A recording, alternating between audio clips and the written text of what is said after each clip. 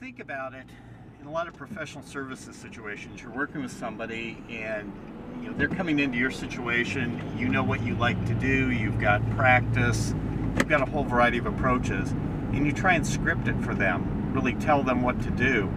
You're missing a huge opportunity. This came up for me recently. I was working with somebody in a professional services capacity. I was the buyer in this case.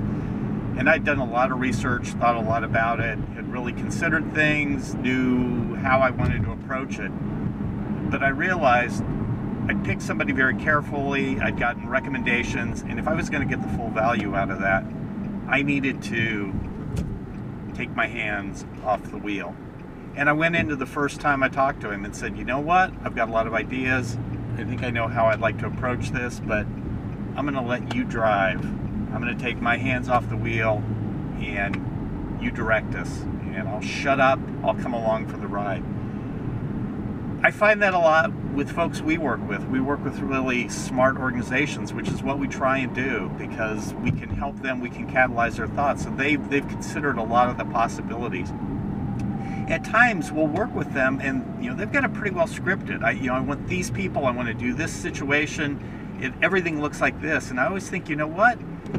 If it's that locked down, you're probably better off to do it yourself. Go ahead and take the shot. That's where if you're working with somebody else, and I know I find this with us, we can come in, we look at things in a bit of a different way and approach in a new path, do things in a new way, give you a fresh perspective, and that's where the value comes from. So I say that for our benefit, but I say you may be in a professional services situation where you see the same thing too. Think about it, whether you're the buyer or whether you're the seller. When you've got somebody fresh and new coming in, as much as you may want to have your hands on the wheel, take your hands off the wheel and see how they do, see how the process goes. It's Mike Brown for the Brainzooming blog. Have a fantastic day.